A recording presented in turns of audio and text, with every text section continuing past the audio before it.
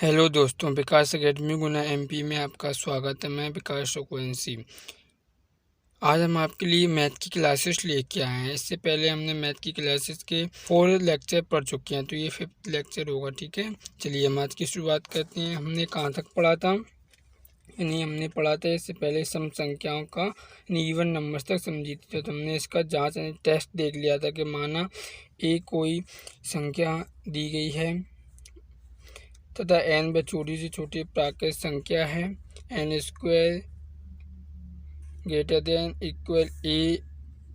अब दी गई संख्या n तथा इससे छोटी प्रत्येक संख्या से विभक्त करके देखें, यदि इनमें से किसी भी संख्या से a पूर्णतः व्यक्त नहीं होता तो एक अवयव संख्या अंतर होगी। यानी हमने यहाँ तक पढ़ लिया था। ठीक है, चलिए अब हम इससे आगे देखते हैं।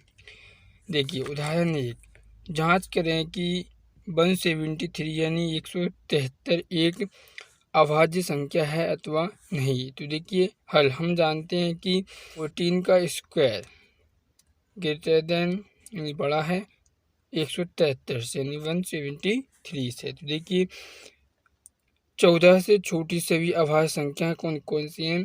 2, 3, 5, 7, 11 13 है। ठीक है, तो देखिए हमने अभाज्य संख्या का नियम पहले पढ़ चुके हैं, तो आपको ये पढ़ना होगा। ठीक है, नहीं ऊपर ये दिया गया है जैसे अभाज्य संख्याएं ऐसी प्राकृत संख्या जो 2 तथा केवल 2 गुणनखंड हों अभाज्य संख्या कहलाती हैं। इनकी 2 गुणनखंड होती हैं, वही संख्या क्या होती हैं? अभाज्य संख्या कहलाती हैं। ठीक है, स्पष्ट है कि 173 इनमें से किसी भी संख्या से पूर्णतः व्यक्त नहीं होता है, तो अतः 173 एक अभाज्य संख्या है। ठीक है, देखिए तो इसमें ये अभाज्य संख्या दी गई थी, उनमें से किसी से भी पूर्णतः व्यक्त नहीं होती है, तो ये व्यक्त नहीं होगी। ठीक है, और इसका गुणनखंड भी नहीं बनता। आप इसको सॉल्व करके देख सकते हैं, इसका कोई भी गुणनखंड नहीं बनते दो, तो ये नहीं होगी। ठीक है, चलिए नेक्स्ट उदाहरण पे चलते हैं। जांच करें कि 341 यानी कि 341 एक अभाज्य संख्या है अथवा नहीं। देखिए हल करके देखते हैं। हल, हम जानते हैं कि 19 का स्क्वायर बड़ा है 341 से। 19 से छोटी सभी अभाज्य संख्या, यानी 19 से हमने सभी छोटी अभाज्य संख्या देख ली हैं। कौन कौन सी हैं? 2, 3,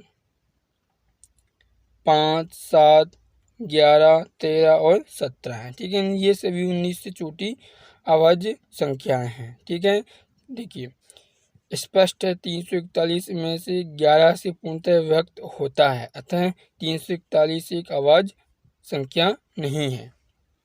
यानी कोई भी अगर जो अभाज्य संख्या दी गई है अगर उनसे विभक्त हो जाती है तो वह संख्या अभाज्य नहीं होगी।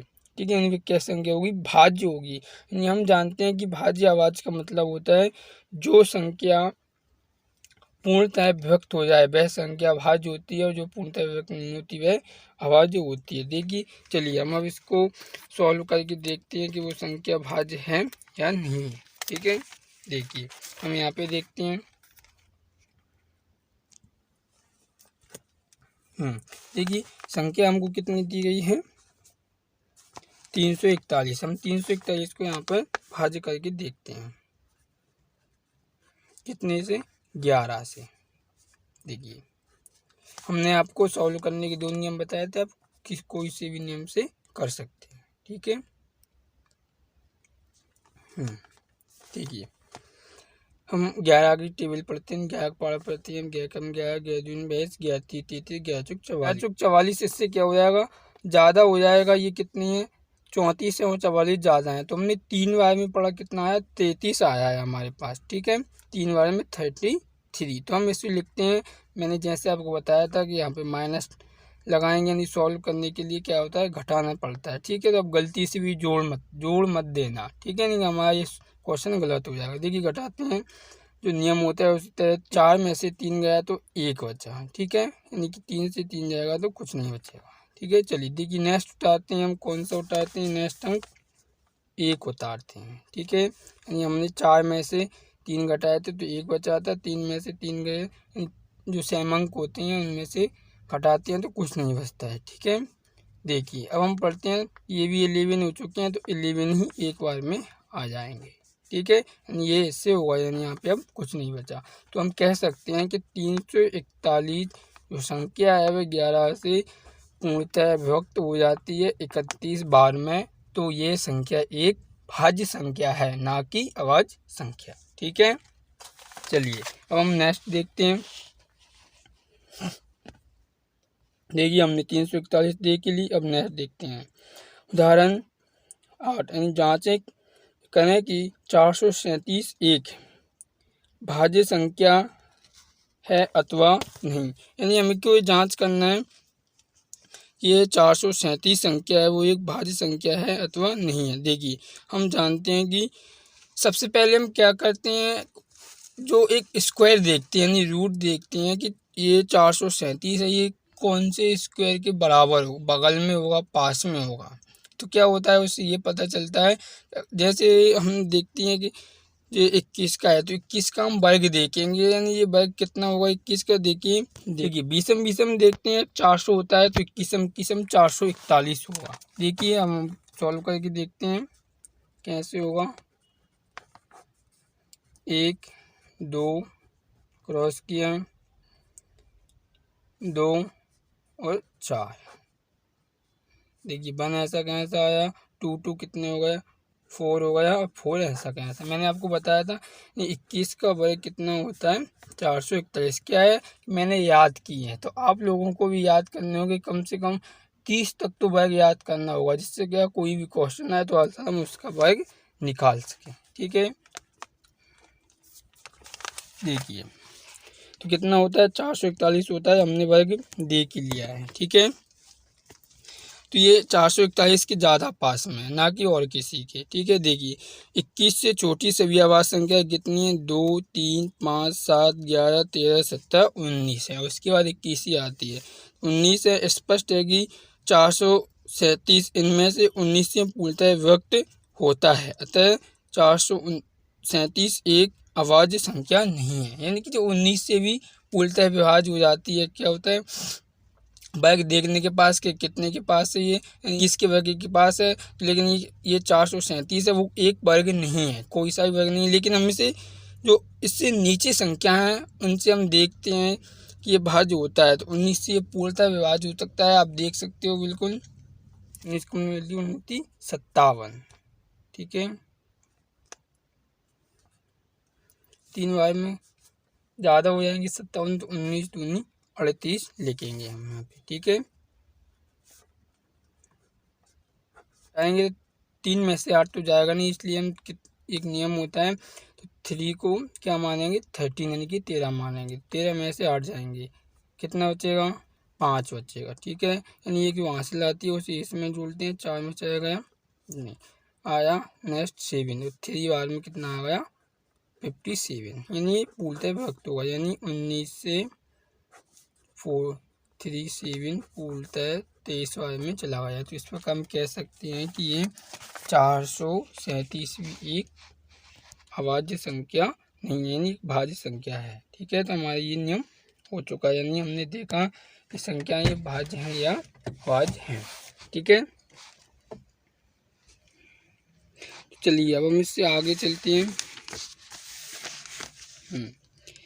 उदाहरण 19 है, जांच करें कि 811 एक अभाज्य संख्या है अथवा नहीं है। तो देखिए हम नीचे चलते हैं। हल हम जानते हैं कि 29 का स्क्वायर बड़ा है 811 से, यानी कि 811 के 29 के वर्ग के पास आता है, तो हमने करके देखा। अब इससे कम कौन संख्या है, कौन सी अभाज्य संख्या है उनको देखते हैं, कौन सी हैं। 29 से छोटी अभाज्य संख्या कौन कौन सी हैं, 2 3 5 7 11 13 17 19 23 है। अब इनमें से कौन सी संख्या से पूर्णतः विभाजित हो जाता है। देखिए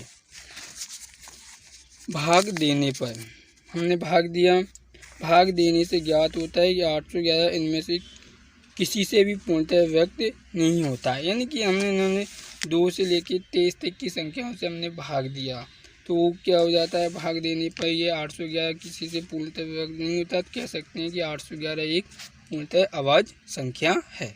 ठीक है, तो हमने जाना ये पूर्णतः अभाज्य संख्या है। ठीक है, तो हमारी ये नियम हो चुका है कि अभाज्य संख्याएं कौन सी होती हैं, भाज्य संख्याएं कौन सी होती हैं, हमने जांच करके भी देख लिया। ठीक है, देखिए हम आपको एक अच्छा सा एक सूत्र बताते हैं कि भाग, भाजक, भागफल, शेषफल इनको किस तरह याद किया जाता है। देखिए अगला हमारा यही है, संख्याओं में भाग संक्रिया यानी कि डिवीजन ऑफ नंबर्स यानी कि भाग देने का नियम। देखिए माना किसी संख्या ए को संख्या बी से विभक्त करने पर भागफल क्यू तथा शेषफल आर है तब। तो हम इसको जमाते हैं कि हमने ये अभी बोला है। देखिए माना किसी संख्या ए को यानी ये संख्या बी से हमने भाग दिया तो इसका हमें भागफल क्यू प्राप्त हुआ और शेषफल कितना आर प्राप्त हुआ। ठीक है, ये हमने जमा लिया। अब देखिए हम इसको किसको क्या कहते हैं, क्या कहता है, भाज्य, भाजक, भागफल। ये हमें एक जांच करने में भी एक सूत्र आता है। देखिए पहले तो ये जो सूत्र है, देखिए ए को क्या कहते हैं, भाज्य यानी डिवाइडेंड। ए को क्या कहते हैं, डिवाइडेंड कहते हैं। बी भाजक यानी कि डिवाइजर कहते हैं। क्या कहते हैं, डिवाइजर। ठीक है, क्यू भागफल है, क्यूटेंट कहते हैं, और आर शेषफल है, रिमाइंडर कहते हैं, जो शेष बचता है। देखिए ये नीचे हमने जमाया है, भाज्य बराबर भाजक इंटू भागफल प्लस शेषफल, यानी कि एक सूत्र होता है, यानी जो हमने ऊपर लिखा था ए बराबर बी क्यू प्लस आर। ठीक है, तो क्या होता है, इस सूत्र की हमें बहुत ज़रूरत पड़ती है, तो आप इसे याद करके रखना। ठीक है, तो हमारी ये आज की वीडियो हो चुकी है। हमने भी इसमें पढ़ा था कि हमने भाज्य और भाजक की जो संख्याएं थी उनकी जांच करके देखी थी कि किस तरह हम भाज्य संख्याएं प्राप्त देख सकते हैं और अभाज्य संख्याएं देख सकते हैं। जिनमें भाग चला जाता है वो भाज्य संख्या होती हैं, जिनमें नहीं जाता वो अभाज्य संख्याएं होती हैं। अगर आपको इसमें कुछ भी समझ में ना आया तो आप हमें कमेंट बॉक्स में टाइप कर पूछ सकते हैं। ठीक है, अपने दोस्तों को शेयर करना। ठीक है, thank you watching for my video.